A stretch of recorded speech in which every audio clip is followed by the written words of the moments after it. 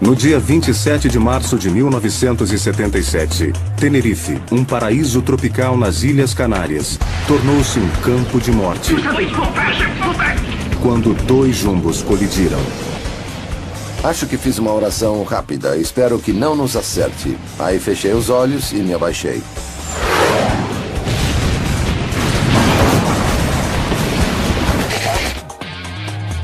Da mesma maneira que o Titanic se tornou mais do que um desastre, virou uma espécie de épico e realmente se cimentou na história como um ícone, eu acho que para um historiador atual, o acidente em Tenerife foi a mesma coisa. Um acidente como esses ainda pode acontecer hoje?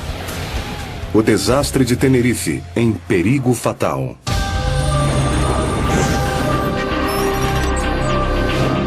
Perigo fatal, desastre de avião.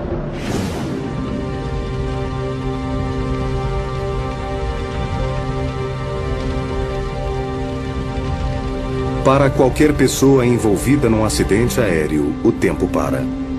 Ele para quem se envolveu no desastre e para quem estuda os seus resultados. Na maioria dos casos, a única coisa que resta são destroços. E, às vezes, sinistras lembranças fotográficas. Em 1979, um DC-10 caiu em Chicago devido a uma falha hidráulica que fez com que um dos motores fosse arrancado da fuselagem. Em 1978, um PSA-727 colidiu com um pequeno avião particular durante a sua aproximação final em San Diego. Em 1996, um sequestro resultou na queda de um 757 no mar perto das Ilhas Comores.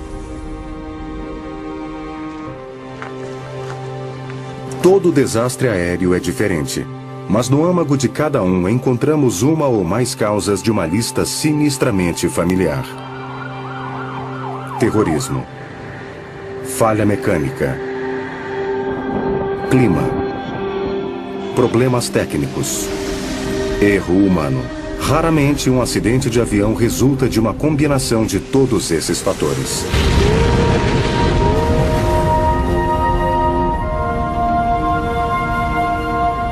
Mas foi exatamente isso que aconteceu nas Ilhas Canárias em 1977, quando, numa pista do aeroporto de Tenerife, formou-se a receita para uma catástrofe.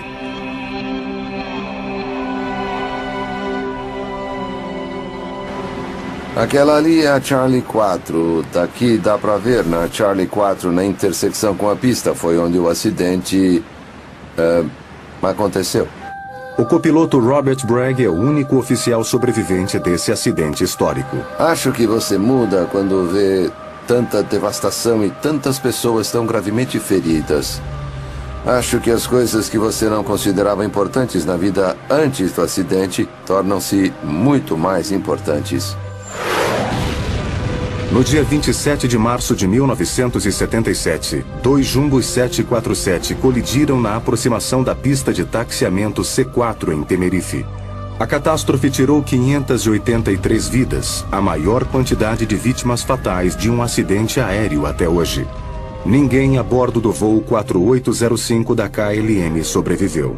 E apenas 70 pessoas do voo 1736 da Panam escaparam do inferno que engoliu os dois aviões. Eu me virei no meu assento e dava para ver perfeitamente até a cauda do avião. Eu saltei e caí no chão. Tínhamos acabado de taxiar da pista até a grama. Então, a minha queda foi suavizada, foi amortecida pela grama onde caí. Então eu me levantei e andei cerca de 3 metros. E me virei e quando cheguei aqui, toda a parte de cima do avião tinha sumido. A impressão era que uma faca gigante tinha cortado toda a parte de cima da fuselagem. Nem precisamos esperar a ordem do comandante. Eu me levantei rápido e comecei a gritar ordens para evacuar o avião. As duas asas estavam em chamas. E em cima da asa esquerda já havia de 55 a 60 pessoas de pé. E quando olhei para a porta, estava toda amassada. Não havia mais nada ali, nem a parte de cima do avião. Em vez disso, era um monte de destroços. De repente, a Joan estava lá em cima. Eu estava parada lá e ela se inclinou e disse: Suzanne, agarre a minha mão. E ela me puxou para fora do avião.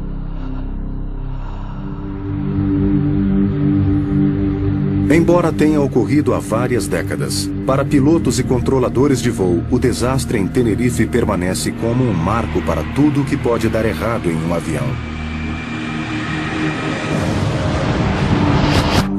Como muitos pilotos comerciais, Patrick Smith ficou pasmo com o tamanho do desastre.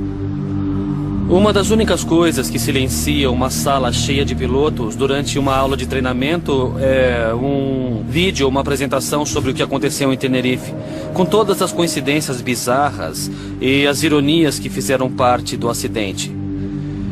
E o horror, mas ao mesmo tempo, bom, essa mística estranha.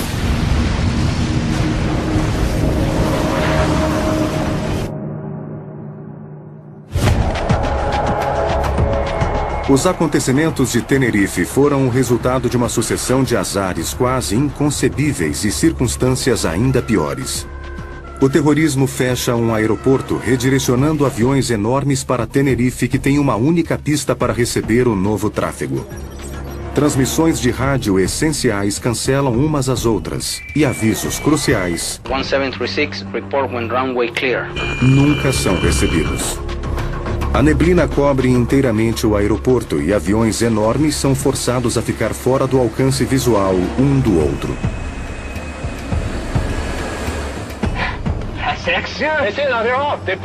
Uma cascata de erros humanos dá o toque final.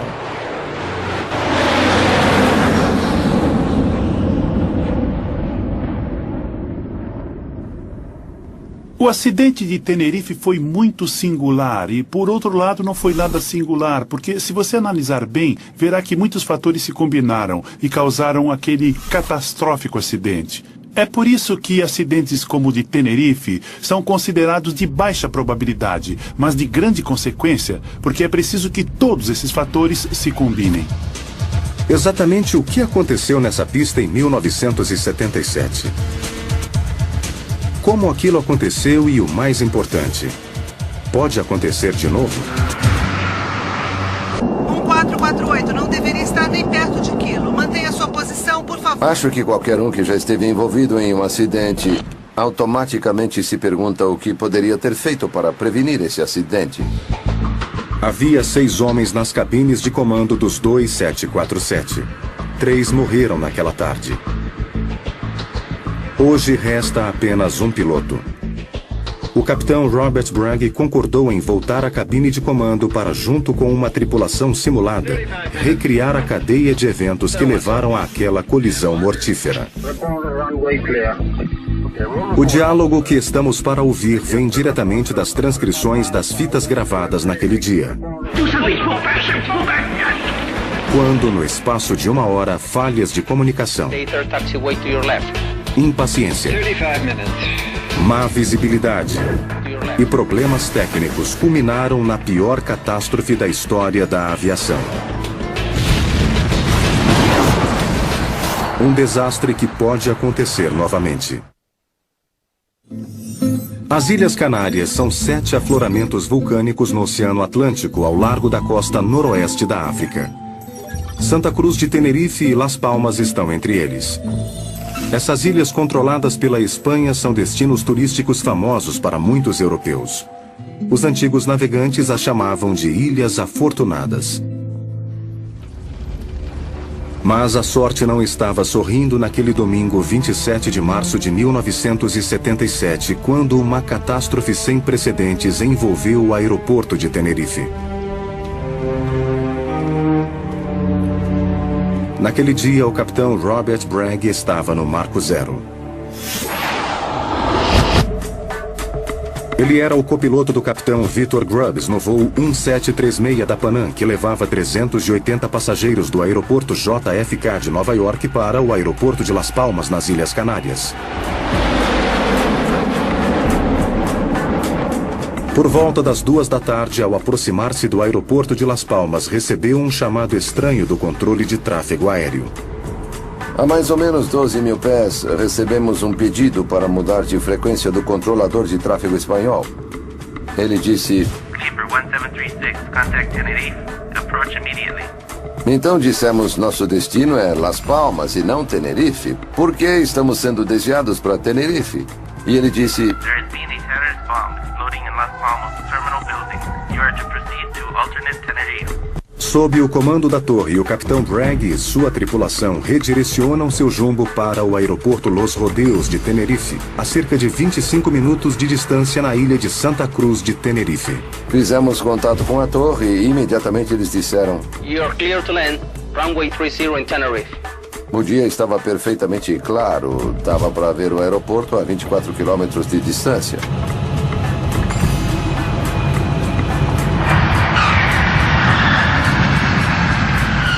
Vimos cerca de 50 aviões que haviam sido desviados para lá. Eram umas 3 horas da tarde do domingo. Então, toda a área da rampa estava totalmente congestionada. Clipper 1736, taxi and exit at the end of the runway and hold a position behind the KLM ahead of him. Ficamos parados na 4ª posição numa fila de 4 aviões. Então havia 3 outros aviões antes de nós, incluindo o da KLM, que estava exatamente à nossa frente. O voo 4805 da KLM, outro 747 carregando 234 passageiros e 14 tripulantes, também tinha sido desviado de Las Palmas para Tenerife devido ao ataque terrorista. O capitão do avião da KLM era Jacob Van Zanten, piloto-chefe da KLM e principal instrutor de voo. O primeiro oficial era Klaus Mears, um copiloto recém-treinado que o próprio capitão Van Zanten tinha testado numa aeronave semelhante apenas 6 meses antes. Atrás de Mears estava o engenheiro de voo William Schroeder. Naquele dia, as tripulações e os passageiros de todos os aviões desviados esperavam no aeroporto de Tenerife sem saber qual seria o atraso.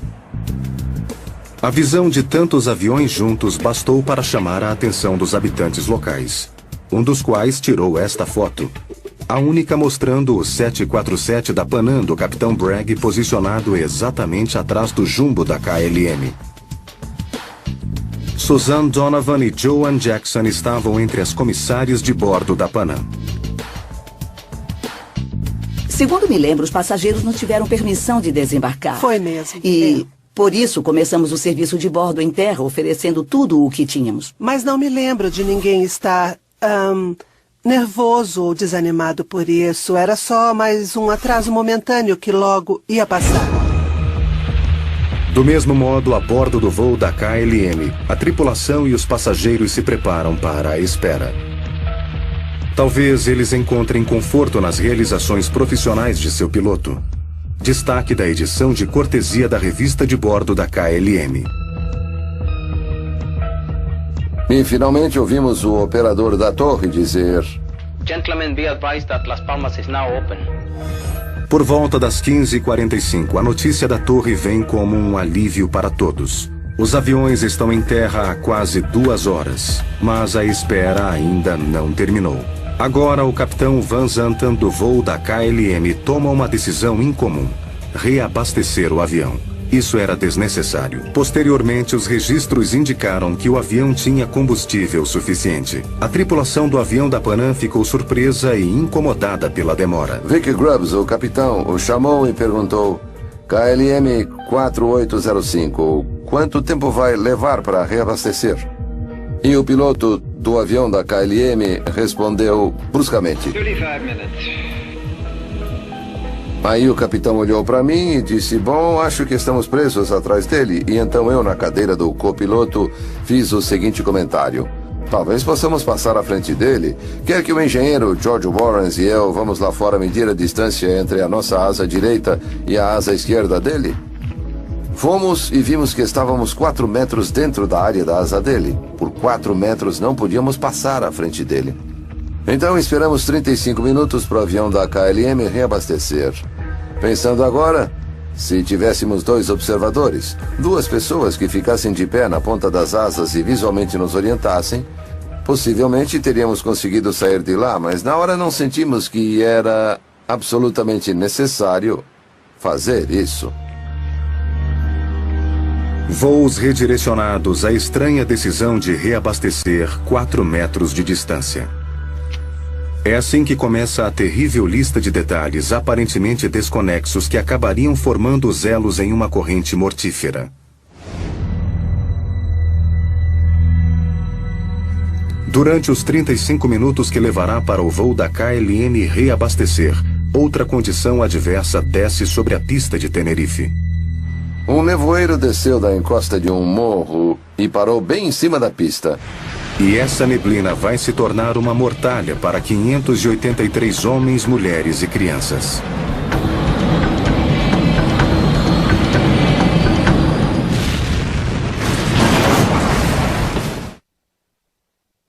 Na tarde de 27 de março de 1977, nas Ilhas Canárias, pertencentes à Espanha, Las Palmas is closed. terroristas detonam uma bomba no terminal de Las Palmas, fazendo com que dezenas de voos sejam redirecionados para Tenerife, uma ilha vizinha com apenas uma pista.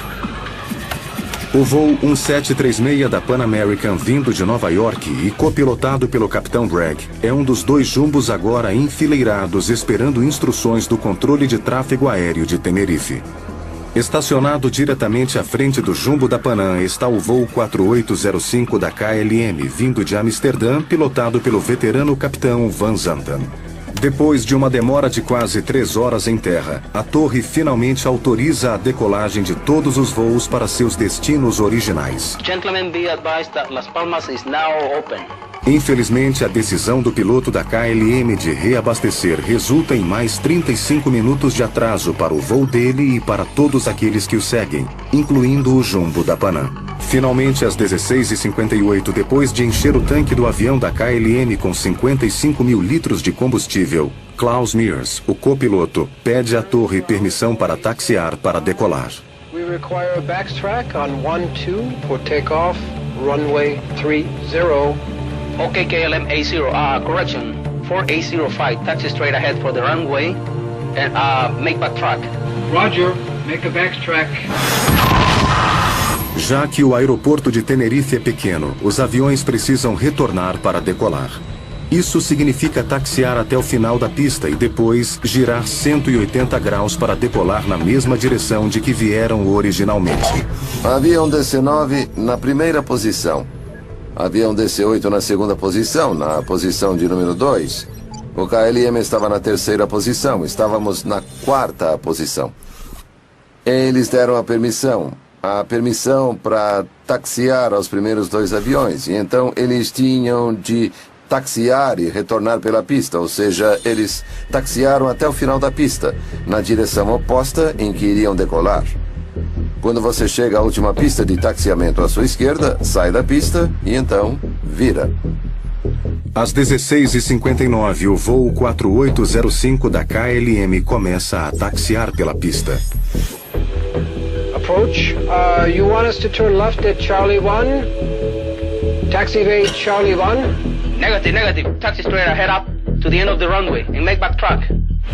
Okay, sir. Alguns minutos depois, às 17h02, o avião da Panam recebe instruções para seguir a trilha do KLM pela pista. Mas, diferentemente do avião da KLM, o voo da Panam deve sair numa das várias pistas de taxiamento e esperar, para livrar a pista para o voo da KLM decolar.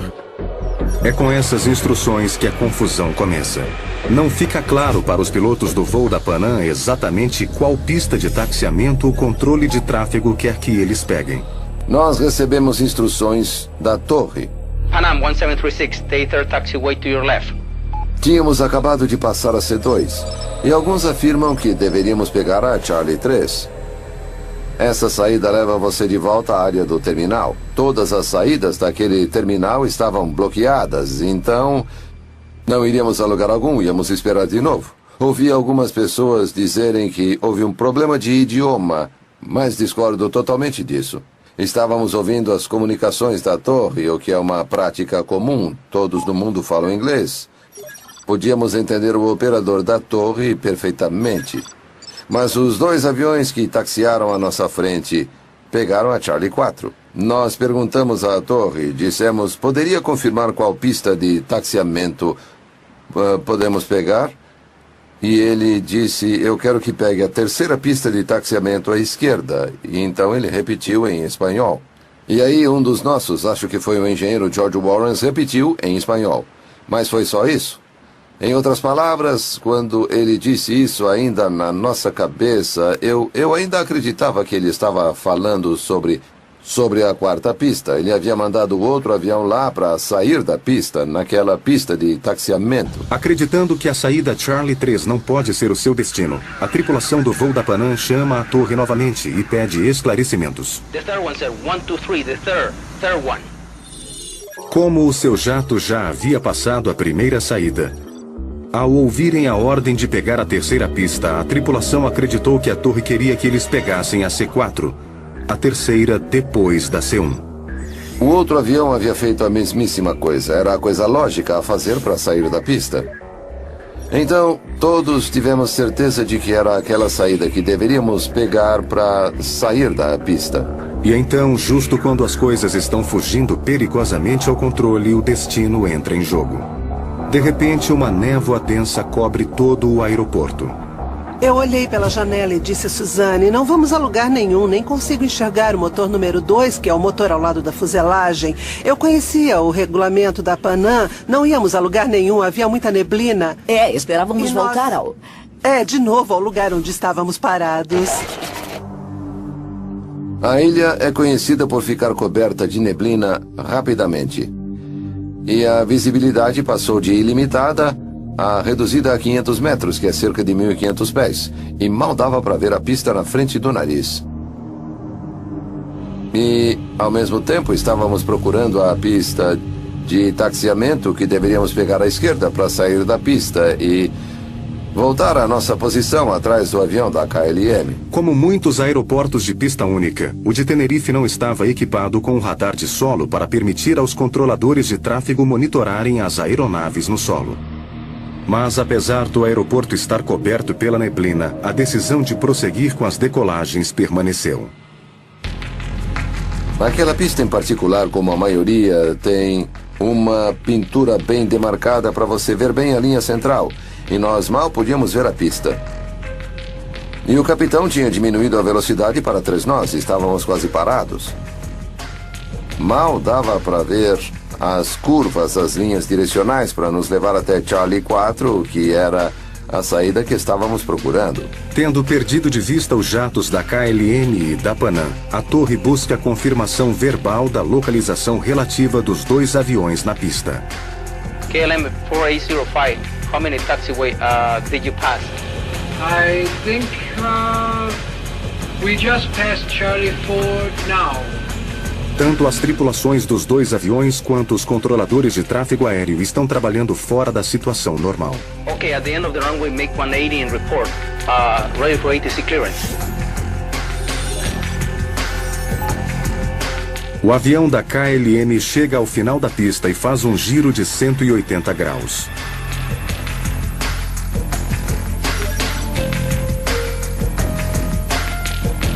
E o que acontece a seguir é uma conversa extraordinária entre o piloto e o copiloto. Esta é a conversa na cabine do KLM tirada das transcrições. Espere um minuto. Ainda não temos autorização da torre. Não, eu sei disso. Então peça autorização. Essa conversa sugere que Van Zanten tinha começado a decolar até o seu copiloto lembrá-lo de que ele não tinha permissão. Essa é uma conversa estranha, pois Van Zanten, o oficial superior, não estava habituado a ter suas decisões questionadas dentro da cabine. A democracia na cabine é uma questão cultural. Em algumas culturas, manter a distância adequada é de suma importância. E isso quer dizer que há um forte senso de hierarquia. Ela é muito importante na sociedade deles e não podemos esperar que eles tenham democracia na cabine. Van Zanten espera impacientemente por instruções do controle de terra. The KLM 4805 is now ready for takeoff. And we're waiting for our ATC clearance. É uma confirmação de rota que o controle de tráfego dá a um avião que está para decolar e que diz como ir daquele aeroporto, seu ponto de partida, ao seu destino. Ready for ATC clearance. Mas até mesmo essa confirmação do controle aéreo é só para reassegurar a rota que se deve tomar. A autorização para decolar tem de ser dada separadamente. São esses próximos momentos de comunicação entre a torre e os dois aviões que serão analisados para sempre. Roger, sir. We are cleared to the Papa Beacon flight level 90. Ouvimos o piloto da KLM ler a confirmação de rota, o que é exigido. Assim que terminou de ler a autorização da torre, ele adicionou um comentário totalmente inesperado para nós. We're now at takeoff. Okay, stand by for takeoff. I will call you. Mas nós ainda estávamos taxiando, presumindo que o KLM ia manter a posição dele como tinha sido orientado a fazer. E foi nesse momento que eu peguei o rádio e disse, mas ainda estamos na pista. 736, report when runway clear. Novamente, Van Zanten inicia a decolagem. Se houve mais alguma objeção na cabine dele, as transcrições não revelam. O enorme jumbo, totalmente reabastecido, começa a ganhar velocidade e agora não há mais volta. Quando vimos o avião da KLM pela primeira vez, não ficamos muito preocupados, porque sabíamos que estava no solo. Depois notei que as luzes de pouso estavam acesas e balançando. E foi então que eu disse, acho que está andando. Är signal till rakan? Ja, sex ju. Är signal till rat? Det är Pan American. Javäl. Eu podia ver as luzes dele piscando. E então ele decolou. Eu não podia acreditar que aquele avião estava vindo direto para cima de nós.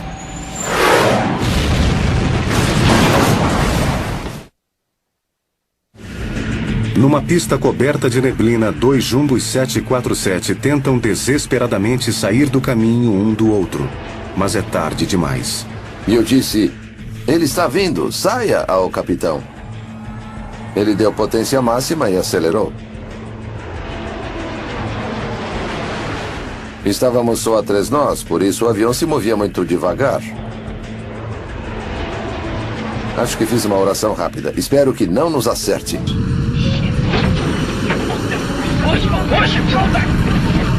Foi quando fechei os olhos e me abaixei.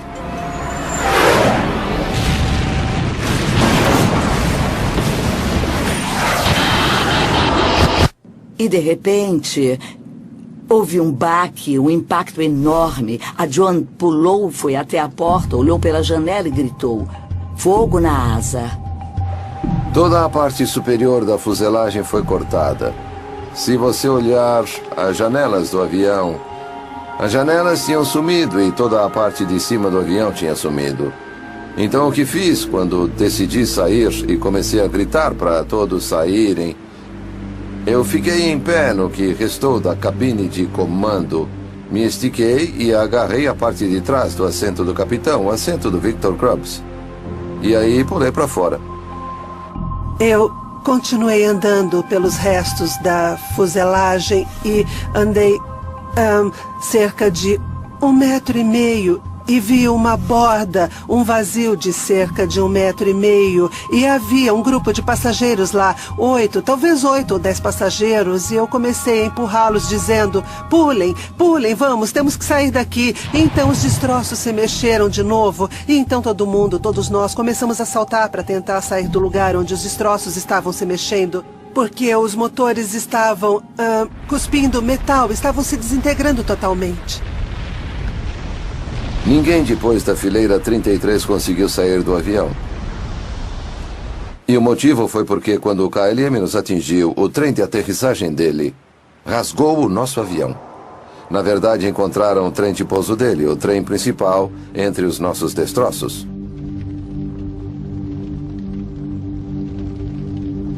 Depois de escapar dos destroços do avião da Panam, o passageiro David Willey pegou a câmera de outro sobrevivente para tirar estas duas fotos extraordinárias imediatamente após o acidente. Eu comecei a gritar para eles pulem, e eles pularam, se jogaram do avião e caíram num grupo enorme que estava no chão. Um homem que pude ver agarrou uma senhora pelo tornozelo e começou a correr o mais rápido possível.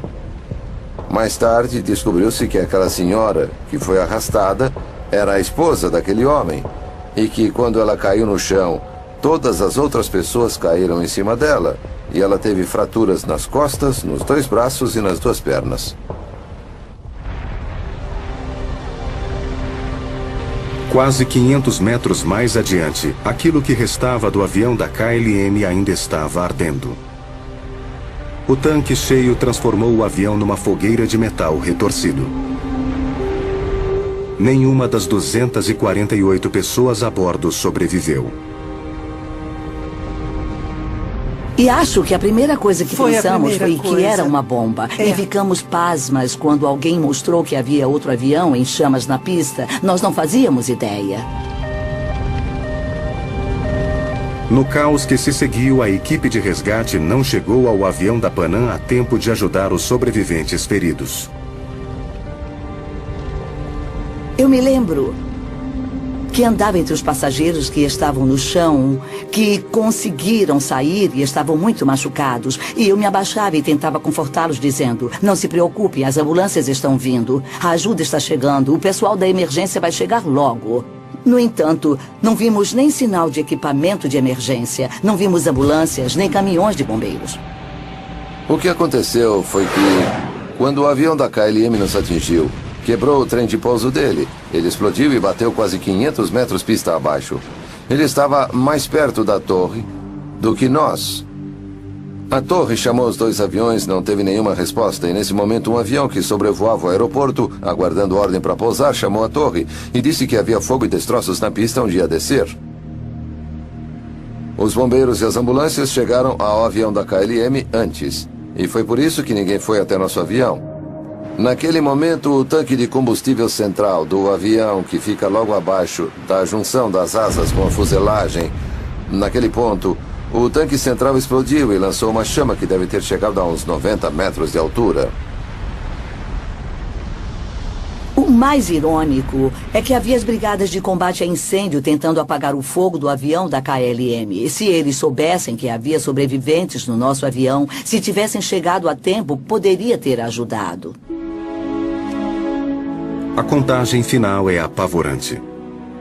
Dos 380 passageiros a bordo do avião da Panam, apenas 54 sobreviveram aos ferimentos.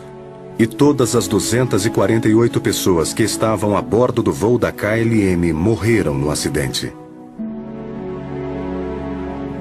Pouco depois do acidente, nós estávamos consternadas demais para falar.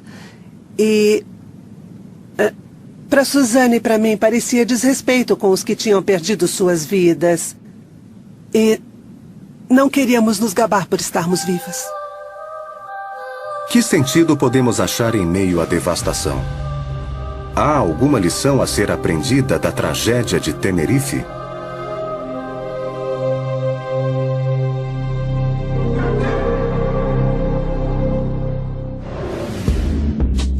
As causas da catástrofe de Tenerife são várias.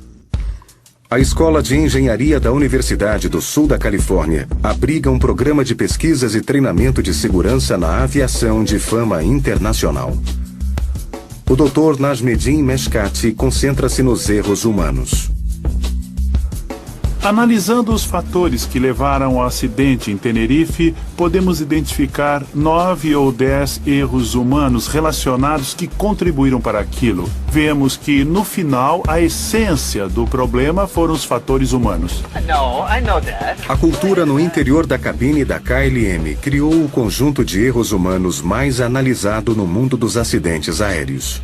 Um dos maiores problemas que aconteceu no caso da KLM em Tenerife foi que o capitão Van Zanten, devido à sua personalidade, pois ele era o piloto-chefe, o garoto propaganda da KLM, era muito difícil discordar dele. Fatores culturais podem ter um papel tremendo no que acontece na cabine entre o piloto e o copiloto, entre a cabine e o controlador de tráfego aéreo, na interação deles. E como pode ver, você realmente fica à mercê de fatores culturais. Hey, see, now they're off. They're Pan American. Yeah, man. E na verdade foi o engenheiro de voo, que é o terceiro em comando no avião, que questionou se o avião da Pan American estava fora da pista. Ele foi o único a questionar, e então o capitão respondeu sim, está, enfaticamente, que ele estava fora da pista. As consequências da dinâmica humana em Tenerife ainda serão muito debatidas, mas outras falhas são mais óbvias. Uma causa essencial, mas pouco discutida, foi atribuída a uma falha técnica comum nas comunicações via rádio. Okay, stand by for takeoff. I will call you. Eu respondi apertando o botão do microfone, dizendo: nós ainda estamos na pista. Roger Alpha 1736, report when runway clear. Infelizmente, a mensagem urgente de Robert Bragg de que o seu 747 ainda estava na pista e no caminho do 747 da KLM nunca foi recebida com clareza. Ela não foi ouvida devido a um fenômeno de radiofrequência conhecido como o efeito heterógeno. Patrick Smith é piloto comercial e escritor. A maior parte do tempo, os pilotos se comunicam através de um rádio VHF de 2 vias. E funciona assim: um membro da tripulação ou um controlador de tráfego aéreo pega o microfone ou usa um fone de ouvido e o botão no microfone. Aperta o botão, faz a transmissão, solta o botão e espera uma confirmação, em linguagem de aviação, um cotejamento. 3 Golfo Charlie está pronto em Foxtrot 251. Saia da pista, Charlie 25 à esquerda e aguarde. Aguardar em 25 à esquerda, 3 Golfo Charlie. O problema aparece quando 2 ou mais transmissões são feitas ao mesmo tempo. Elas cancelam uma a outra e o resultado é um guincho prolongado ou apenas um monte de estática. O que aconteceu em Tenerife foi que 2 transmissões importantíssimas que realmente poderiam ter evitado o acidente foram feitas no mesmo instante, foram bloqueadas e ninguém as ouviu. Existem dispositivos que podem ser colocados em rádios de aviões comerciais que não permitem a ocorrência de heterógenos, mas ainda não estão em todos os aviões. Mas isso não quer dizer que teremos uma crise iminente em que 2 aviões estão prestes a se chocar o tempo todo. Já faz 30 anos e não aconteceu de novo. E com cerca de 40 mil aviões decolando, aviões comerciais decolando no mundo todo dia os registros falam por si mesmos. Dito isso, é fácil resolver. Por que não fazê-lo? A catástrofe que aconteceu em Tenerife tem um nome técnico: incursão. A Federal Aviation Administration define uma incursão de pista como uma colisão ou uma quase colisão envolvendo 2 aviões tentando pousar ou decolar. A incursão de Tenerife pode ter sido a pior da história, mas não será a última. Segundo o último relatório que vi, ainda acontecem cerca de 300 incursões de pista todo o ano no mundo todo. No meu caso, eu nunca tinha passado por uma incursão de pista até o acidente de Tenerife. Mas uma já bastou. Outra será demais.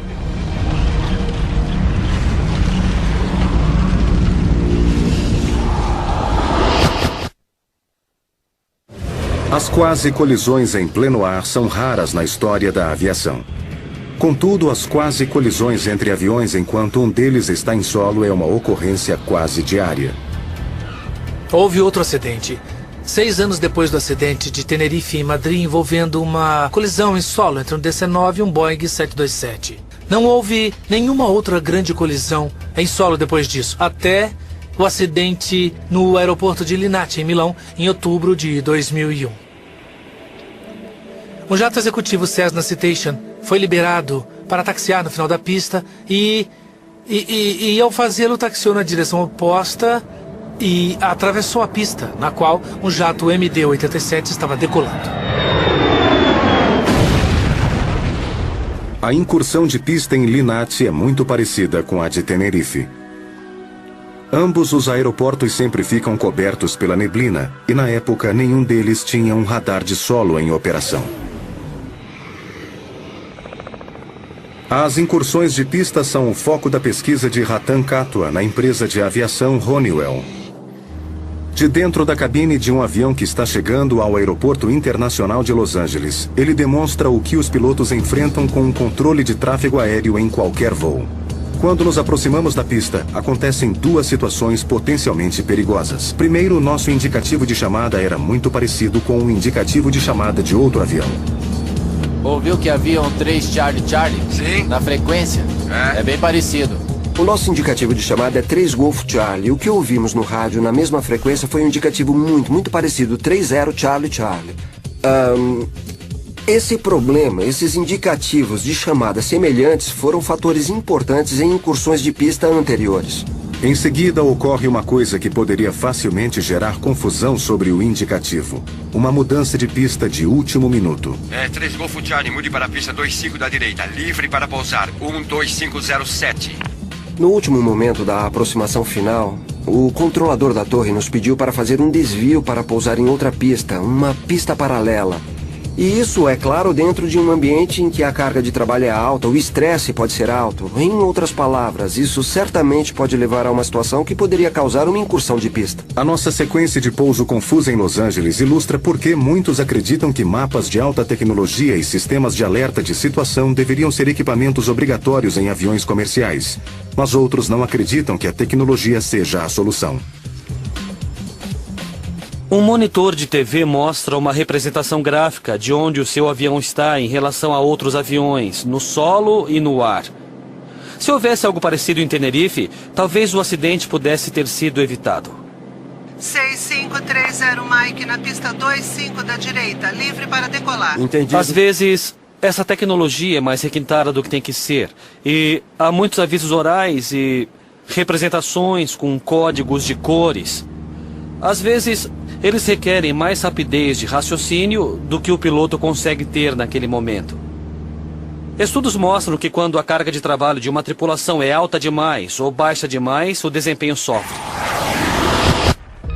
Em 1977, uma combinação letal de erro humano, neblina, problemas tecnológicos e superlotação na pista levou ao pior acidente da aviação de toda a história.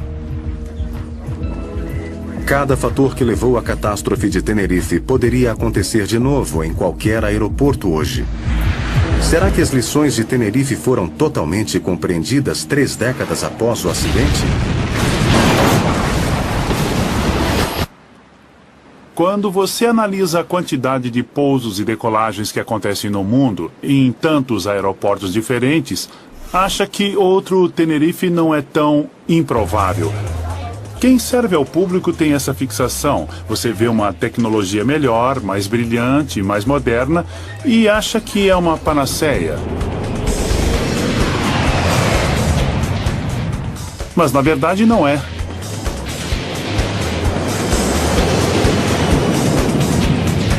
Se você tem neblina, se tem um aeroporto de geometria estranha, se sofre pressões de tempo, se tem um radar de solo que está inoperante, se tem uma situação em que acontecem discussões entre a tripulação na cabine, tome cuidado. Acho que se você perguntasse a 100 pessoas qual é a lição de Tenerife, acho que só 7 ou 8 saberiam do que está falando. Mas as lições que foram aprendidas foram aplicadas. As incursões de pista e quase colisões, como às vezes são erroneamente chamadas, têm aumentado. Mas, de certo modo, isso é só consequência de que existem muito mais aviões, muito mais pessoas voando. Um estudo encomendado demonstrou que voar em 2006 era cerca de 5 ou 6 vezes mais seguro do que era em 1980. Aprendi com esse acidente que em um avião nunca se pode ter pressa. Se você está atrasado, isso é muito natural. Mas você precisa criar algum tipo de procedimento para se acalmar e dizer: certo, vamos parar. Vamos parar o avião se for preciso até tudo estar perfeito.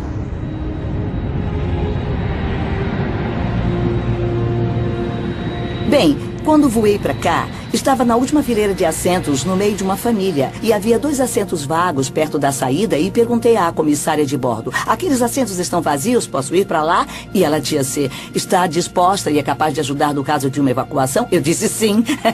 E então ela disse: consegue abrir a porta e ajudar as pessoas a sair? E eu disse: já fiz isso. Versão brasileira, Tempo Filmes, São Paulo.